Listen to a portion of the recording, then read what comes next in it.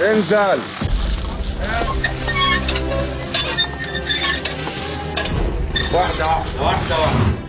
At the bottom of a deep shaft, under the sands of a sacred burial ground, a team of archaeologists uncovers one of the most elaborate coffins they've ever found. Wow. This wooden coffin? I can see the remains of colors. I have to ask the workers to take this out to figure out what's in here. The mummy inside raises even more questions. I have something strange in this mummy here. At Saqqara in Egypt, archaeologists have discovered a series of megatombs that reveal a 5,000-year-old story. Saqqara encapsulates the entire history of ancient Egypt from the very, very beginning all the way down to the end of the Roman Empire. Now they are on a mission to solve its mysteries. Filmed with unprecedented access. Can't believe my own eyes. They are discovering a world beyond the pharaohs, as it's never been seen before. Allah. What we found in the last 2 years in this area not represent 10% of what we are going to find. As the team discovers an astonishing new tomb, they find an ancient Egyptian with a tragic tale. I feel pity for this lady. And a mysterious treasure made thousands of miles away reveals Egypt's forgotten place on the world's stage. Really, we love it the most. Congratulations, guys. We are so happy today. What can this city of the dead reveal about the land of the living at the peak of ancient Egyptian civilization?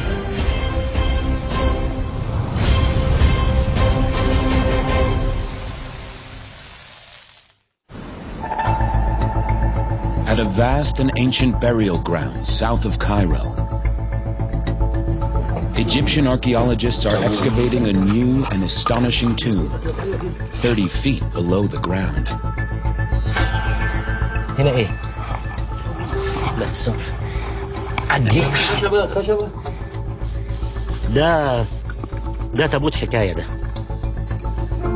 Inside are dozens of wooden coffins stacked on top of each other. بس هندمة يعني. تعال امسك بس الكشاف ده. تعمل واو تقدس. For excavation director Dr. Mustafa Waziri, it's a thrilling find. We found the lovely surprise. We found a lot of wooden coffins still in perfect condition of preservation.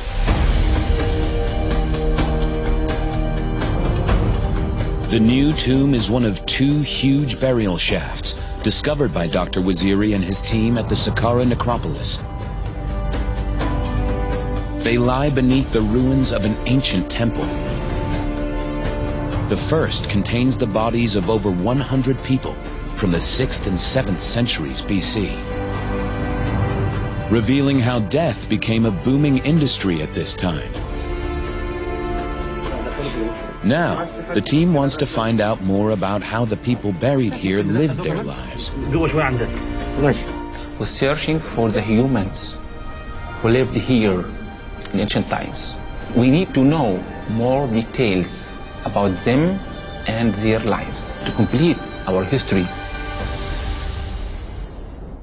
يا ريس نزل الاشياء الخشب يا حبيبي هيطلع تابوت.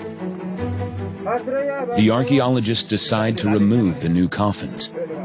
This will ensure these precious artifacts can be properly conserved and will aid vital research.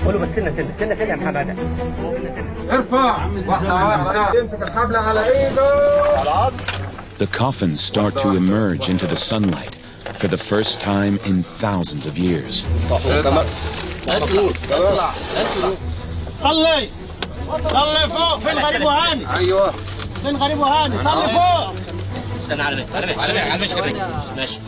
The team brings the coffins into the tent for inspection.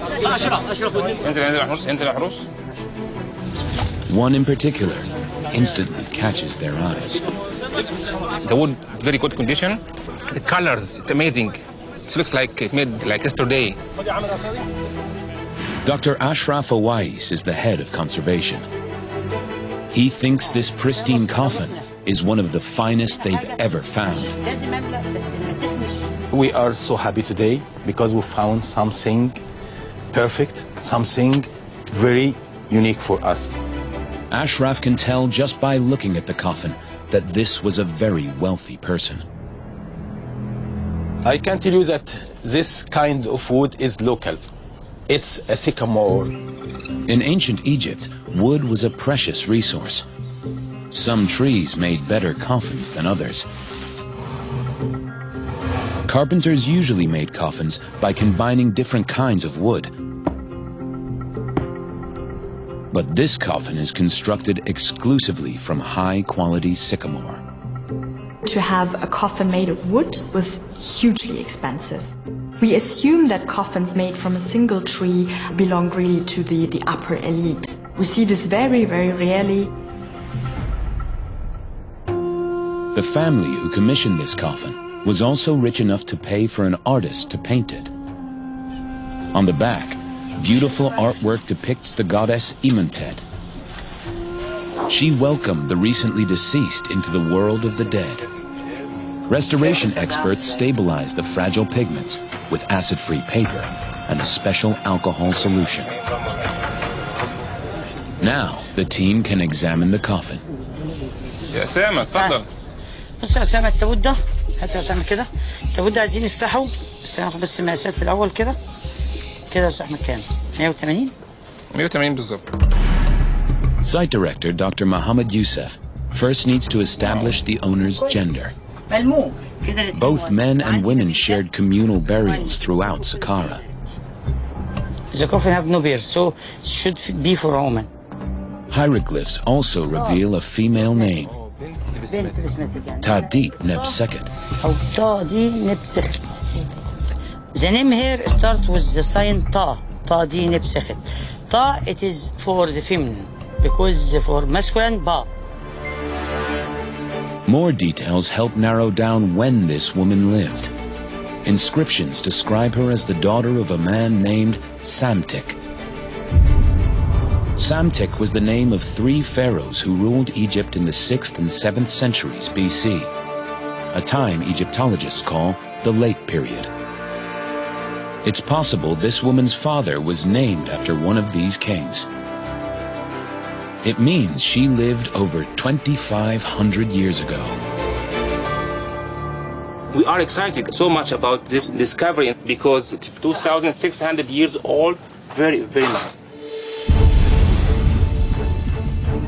The late period saw Egypt prosper after a period of instability. The country flourished as it re-established itself as an international power alongside Babylon and Persia. The woman in the painted coffin probably came from Egypt's greatest city at the time, Memphis. The ancient metropolis sat opposite Saqqara on the east bank of the River Nile. Memphis was the living administrative capital of the area. Saqqara was the place in which the dead were buried. The relationship between Saqqara and Memphis is basically like a hand and a glove. At the start of the late period, Memphis was a thriving city with a population of up to 2 million. It epitomized Egypt as a country of stability, wealth, and progress. A place where the well-off woman in the coffin would have enjoyed a high degree of personal freedom. In ancient Egypt, women could also expect a burial equal to the men in society. Men and women got the same elaborate decoration on coffins. They had the same elaborate text. High-resolution scanning technology captures the detail of this coffin with astonishing 3D accuracy. It shows magical prayers offering up gifts to the gods. Priests supposedly spoke these words during the funeral to help to resurrect the dead person in the next life. But something is missing from these inscriptions.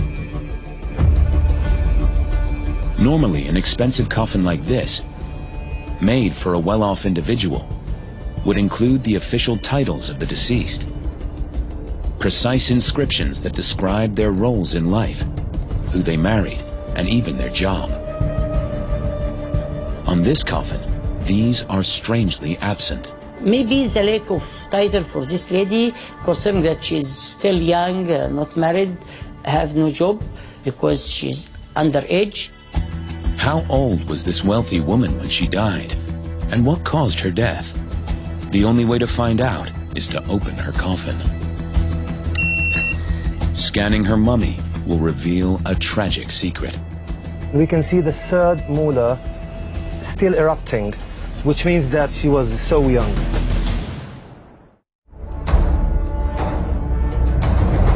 At Saqqara, archaeologists get ready to open the coffin of an ancient Egyptian woman. The carefully crafted wooden nails are gently extracted. They are still intact after over 2,500 years. It means no one has disturbed this coffin since it was buried. راجل كده وراء اسند له استاذ احمد كده معاه يسند انا معاك انا استند جسم التابوت اهو. تمام يا سام. ارفع يا سام، ارفع الاول يا سام. انا حلو يا سام، عندك ايه؟ طب ارفع كده يا ماجد. ارفع ماجد لفوق لفوق. اوه واو واو واو. فيري نايس. فيري نايس. خش يا جميلة يا سام. واحدة واحدة. كونجراتيليشن يا مستر احمد، مبروك. مبروك. The team is finally face to face with a woman who lived 2.5 millennia ago. Her mummy is intact, tightly wrapped in linen, with a beautiful yellow painted face. We are so happy today because we found a 2,600 years old lady. We feel that this person are human, a human being like us. We must respect them, we must respect the mummies, but also we must study to see the situation. Muhammad thinks there is something unusual about the woman's body. I have something strange in this mummy. Here, we can see here the area of the belly is bigger. The mummy has a mysterious-looking bump. So maybe this woman, when she died, she was pregnant. So maybe she wanted to protect her baby and she put her hand around and here should have a baby. Women who were buried while pregnant are extremely rare. Only a few have ever been found. Giving birth was one of the most dangerous events in the life of an ancient Egyptian woman. Women squatted on 2 bricks made of mud and were assisted in this process by several other women. Maternal mortality was high for ancient Egyptians without modern medicine. Many women turned to the gods for protection. In a nearby shaft, the team finds an amulet of the goddess Tawaret.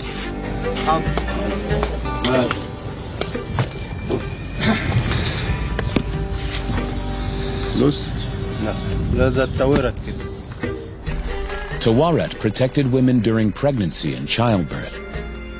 She had the head and body of a pregnant hippopotamus, the back and tail of a crocodile, and the limbs and paws of a lioness. Represented by some of the most ferocious animals in ancient Egypt, she was fearsome to behold. She was trying to ward off all the evil that was hugely important for everyday Egyptians in ancient times. So was the woman inside the coffin pregnant? Excavation director Dr. Mustafa Waziri will use an X-ray machine to try to find out one way or the other.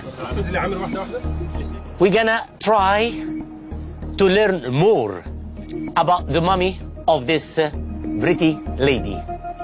We are trying to explain what was happened 2,600 years ago. Ready, guys? Ashraf? Yalla, guys. The first step is to figure out how old she was when she died.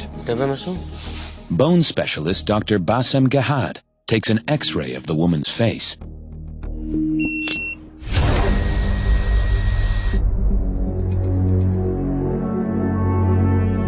It's phenomenally well preserved.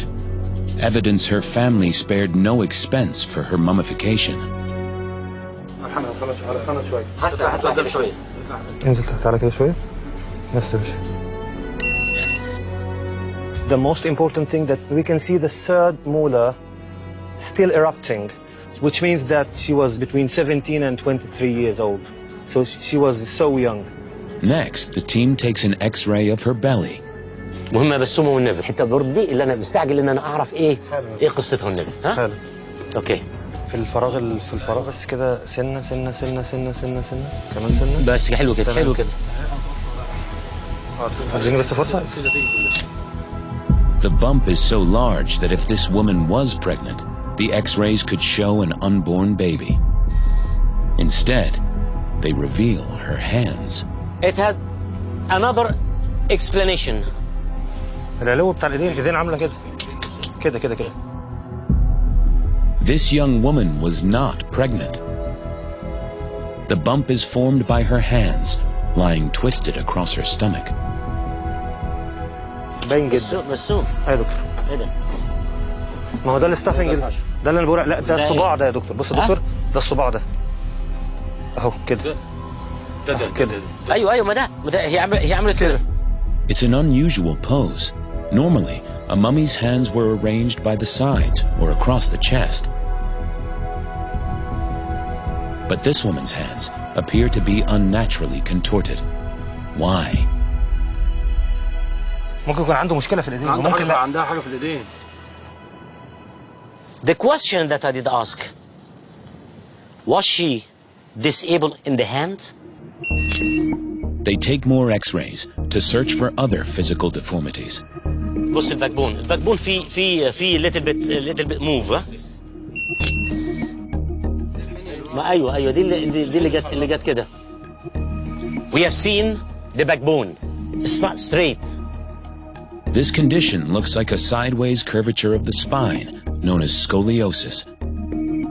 It mostly occurs during the growth spurt just before puberty.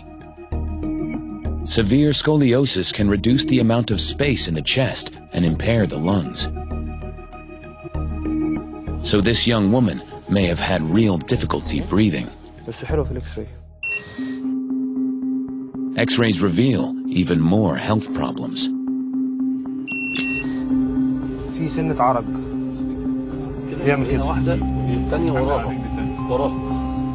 We did continue scanning to see the legs. Look at this one, which is very important. We can see that there is one shorter than the other. So I can see something here. It seems that there are small broken part of the patella of the bone. Uneven legs, damaged knees, and a curved spine could be the result of a serious and painful illness like polio. It explains a lot, I believe, that not because an accident and she start limping later on. No. Since she was born. I feel pity for this lady. 18 years old girl. The X-rays reveal that this wealthy young woman had several incurable health problems that may have been terminal. The team now has a clearer picture of how she died. So, what was her life like? At the time, physical ailments could mean a painful existence, but not one lived in the shadows. The Egyptians often represented conditions such as blindness or deformities in their artwork. From the famous boy pharaoh Tutankhamun, who had a limp, to high-ranking officials like Seneb, who lived around 2500 BC and was a person with dwarfism. He's represented sitting on a cube, cross-legged. His wife on one side embracing him. He had a loving wife and beautiful children. The painted mummy's beautiful coffin and immaculate preservation indicates that this woman was well loved by her family. The nuclear family was very, very important to members of the Egyptian elite. So they would be united in life and united forever after in the great beyond. The The Egyptians also believed that the body would be reborn in perfect health in the afterlife. On the coffin, the team spots a curious feature. One so small, it's not immediately obvious. The coffin has 2 knees carved into the lid. This unusual feature on her human-shaped coffin could be purely decorative, to make it more realistic. But did her family hope these fake knees would allow Tadit Nebseket to walk without pain in the next world? They made coffins to help them for repairs. So everybody represents himself as he wants to be again in the afterlife. So maybe her family spent a lot of money to make a very special coffin for her, to help her for rebirth again with a good health in the afterlife. Aside from her disability, it's possible that this woman had an otherwise comfortable life and enjoyed all the fine things her affluent family could afford. The people buried alongside her are the elite of ancient Egypt. But what was life like for those without a family fortune? New discoveries reveal the hopes and fears of the ancient Egyptians. Oh, a great one.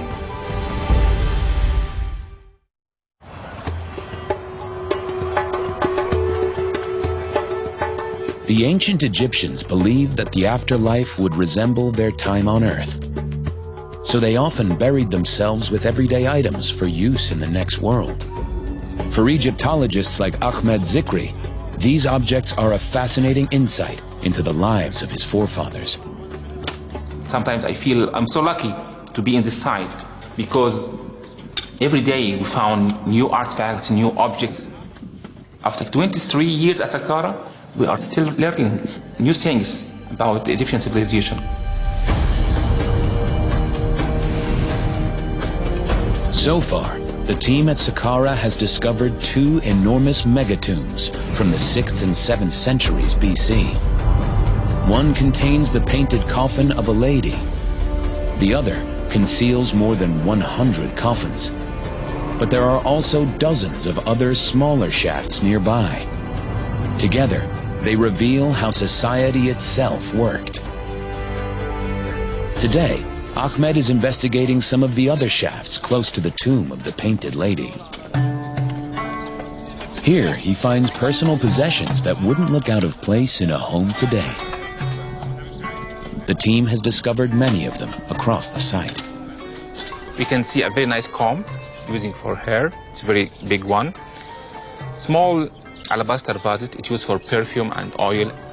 And also we have one, it was used for kohl, and then to make the eyeliner in her eyes. Ahmed thinks these items belong to a woman. But wealthy Egyptian men also used oil to protect their skin and kohl to shade their eyes from the sun.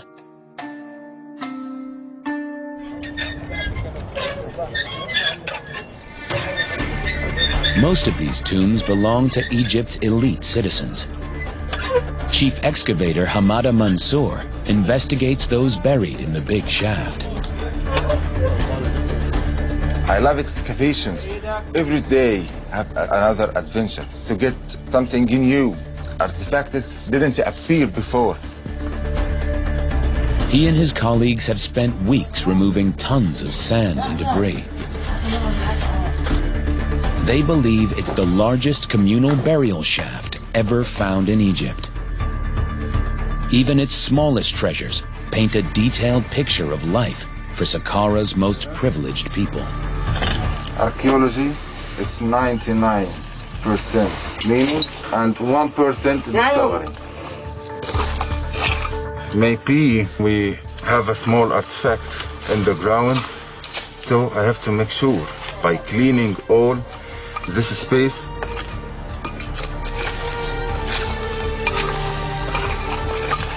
Suddenly, between a coffin and the wall, Hamada spots something unusual. Oh, a great one. Oh no, what a moment. A box of Ushaptis. A complete box for Ushaptis. These tiny figurines, called shabtis, are miniature servants. The Egyptians believed they would spring to life and look after the deceased in the next world. Shabtis came in all shapes and sizes and can reveal vital clues about their owners. But the team has never seen such a huge collection of them in one place. Most people were buried with one or two magical servants. To find a complete set is extremely rare. This is a special coffin. This is the first time to get a Ushapti box. The team decides to remove the Shabtis and their master for closer investigation. But there's a problem. The coffin is enormous.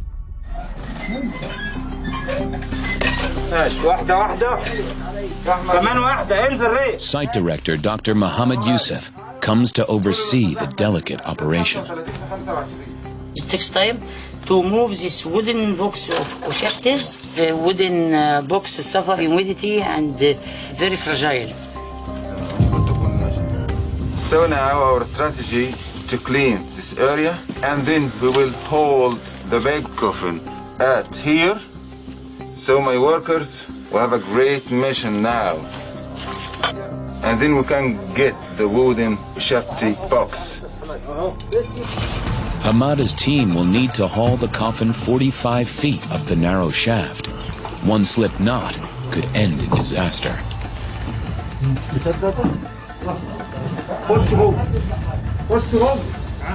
As the ancient coffin disappears up to the surface, Hamada and his team breathe a sigh of relief.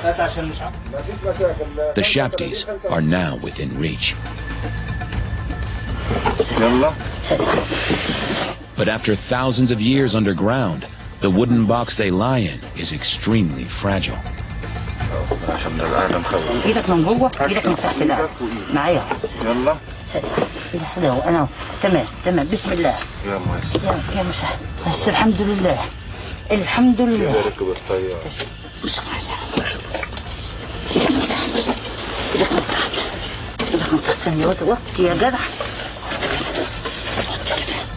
The Shabtis are now safe and ready for transport.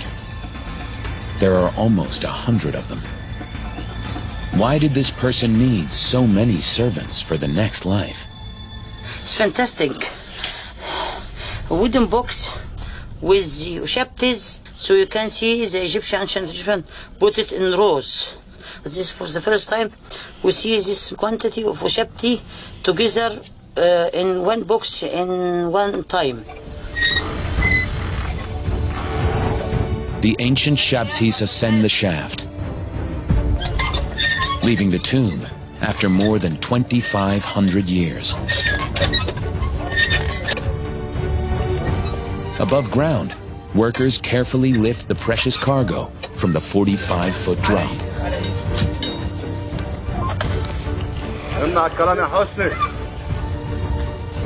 The discovery is unprecedented for head of conservation Dr. Ashraf Fawais.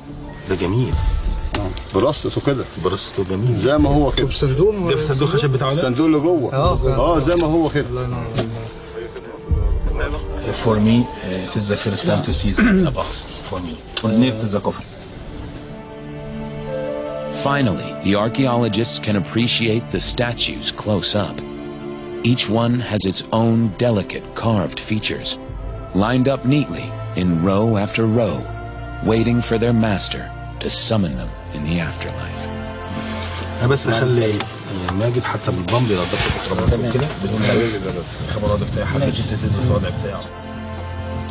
The owner of this box would have been rich. Shabtis were luxury items and expensive despite their small size. The team compares the new find with some of the others discovered at the site. You can see the other Shabtis, so it's many Shabtis, belongs to many people. From an inscription, Dr. Mohammed Youssef identifies this Shabti's owner. So we have here somebody called Bismatic. This Shabti is particularly fine. and made from a type of glazed ceramic material, faience. The enthusiasm for these must-have accessories created a mini-industry. It's likely that there were workshops at Saqqara churning them out.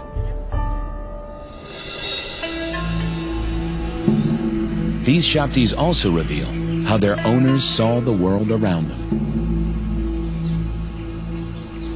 That's because the Egyptians developed their concept of life after death from what they experienced every day. People believed the afterlife took the form of a field of reeds. This was an idealized version of the ancient Egyptian landscape, where the crops never failed. Ancient Egyptians were imagining their afterlife probably the same as their life every day, because this was just a mirror of their existence. So the afterlife was not much different.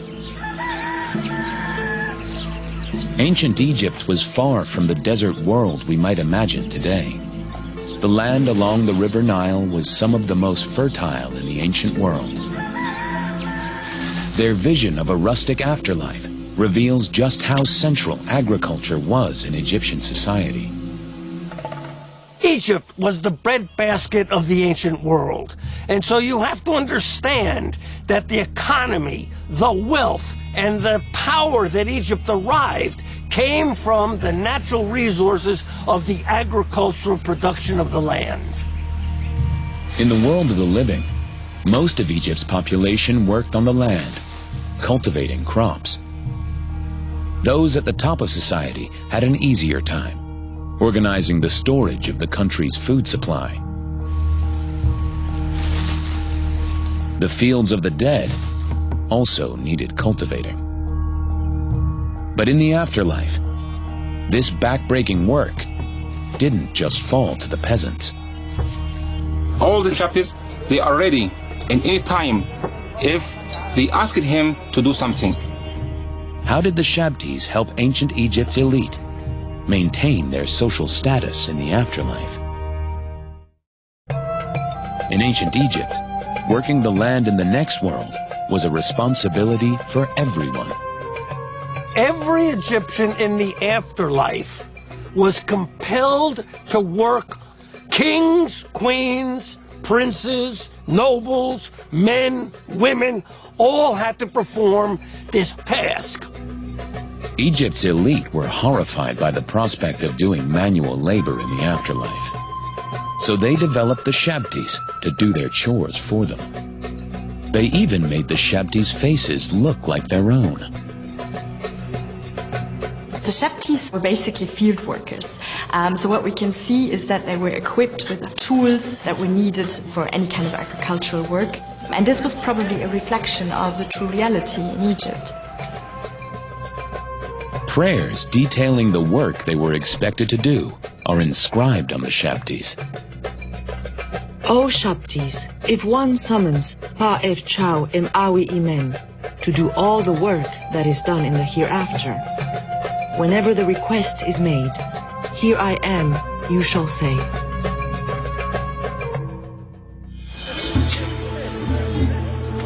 The idea that some people should work in the service of others was central to Egyptian society. Thousands of people from all around the country toiled to build the pyramids for the pharaohs, and domestic help was common. The Shabtis represent the lives of these servants, and also their masters. Those lucky enough to have had workers in their first life believe the next one should be no different. Can I make a division between the groups? All the Shabtis, they are ready in any time if they asked him to do something. The Shabtis had different jobs that they could be called upon to do. From plowing, sowing seeds and tending livestock, to the preparation of food. They even had supervisors to manage them. It was so distasteful that even the Shabtis did not want to work. And it's for that reason that the Egyptians made figures of foremen that were placed into the Shabtis to make sure that Shawapti would go to work. These ancient artifacts create an even clearer picture of what daily life was like thousands of years ago. But Egyptian society didn't exist in isolation. Another incredible find is about to reveal how it belonged to a vast international network. The team has spotted a new artifact, close to where they found the painted coffin of the woman.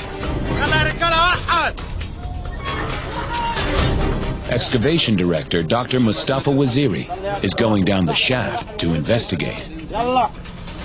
This is my passion. This is my love. It's a feeling that you cannot describe. It's something here. And every time it seems to me that it is the first time.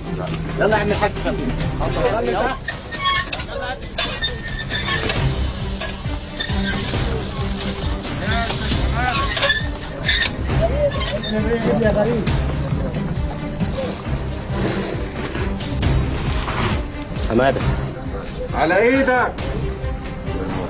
الله يكرمك. شوية حمادة الله يحمد اسمه. Clearing the debris reveals the treasure. زهرة لوتس ايه اللي حاجة زي ميتال بس في منتهى الجمال. ايوه خلاص. خد. ايوه خلاص. لا شيل الكشاف ده من وشي بقى. هاتوا هنا. From out of the dust, Dr. Waziri recovers an astonishing statue. بس بسم الله ما شاء الله. معلش. الله يبارك لك. It's an important find.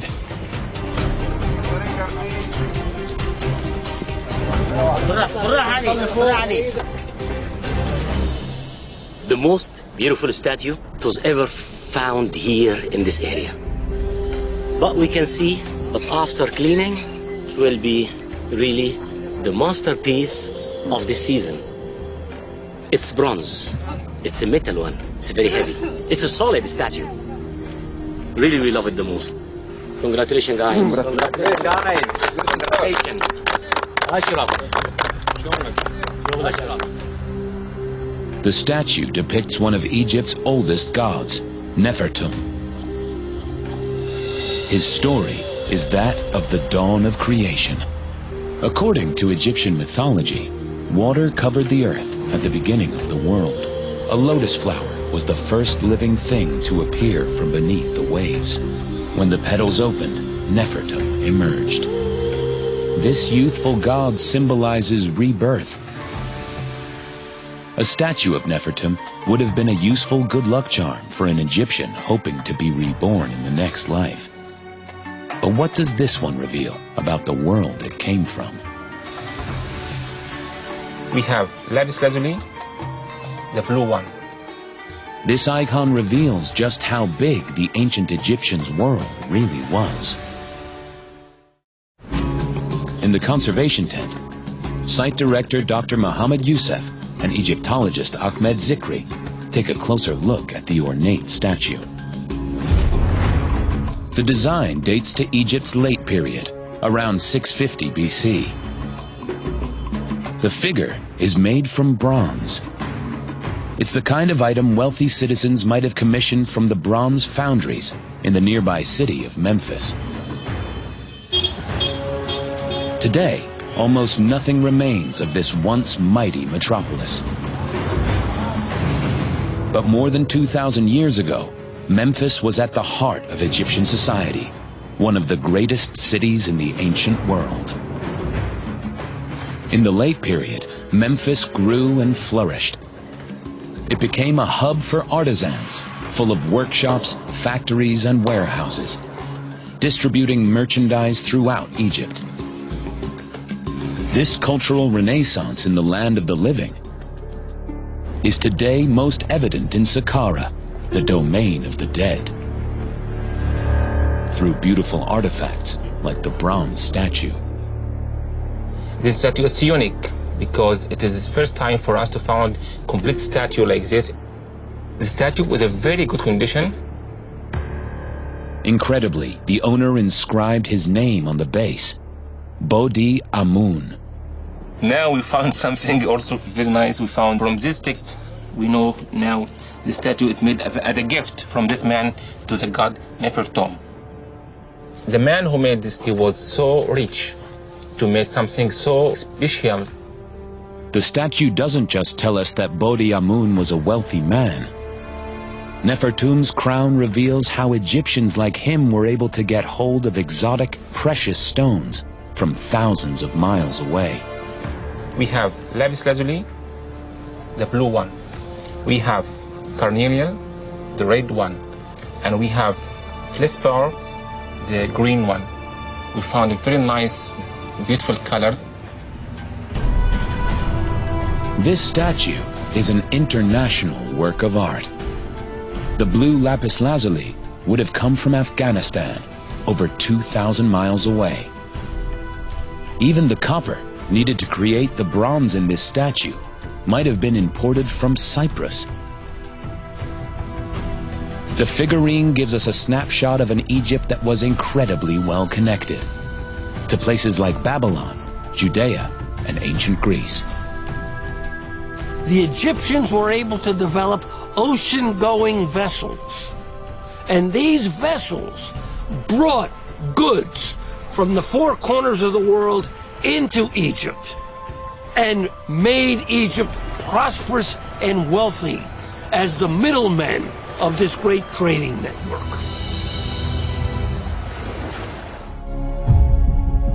The wealth from international trade trickled down into the lives of the ancient Egyptian elite. They could afford to purchase painted coffins, pots made from alabaster, statues of bronze, and Shabti servants. If we could go back in time to ancient Memphis in the late period, it would be a spectacular, bustling, cosmopolitan area. Like being in New York, London, Paris, Rome, we would be seeing temples being built. We would see religious processions happening, climactic, cinematic scope of every aspect of Egyptian life taking place at the very same time in this very, very vibrant and alive place. The new discoveries at Saqqara reveal how ancient Egyptian society was flourishing more than 2,500 years ago. The ancient artifacts found here create a picture of what daily life would have looked like. Nobody knew anything about the symmetry of late period before. We are so lucky because we changed the history of Saqqara, and also we changed the archaeological map of Saqqara. This Egypt was not just a land of pharaohs and high officials. It was a place where a young woman with a disability could live a fulfilling life, where distant lands were within reach of normal people, and where a man dreamed of bringing his servants to tend the fields in a perfect afterlife. This world of the living is now preserved forever in this remarkable city of the dead.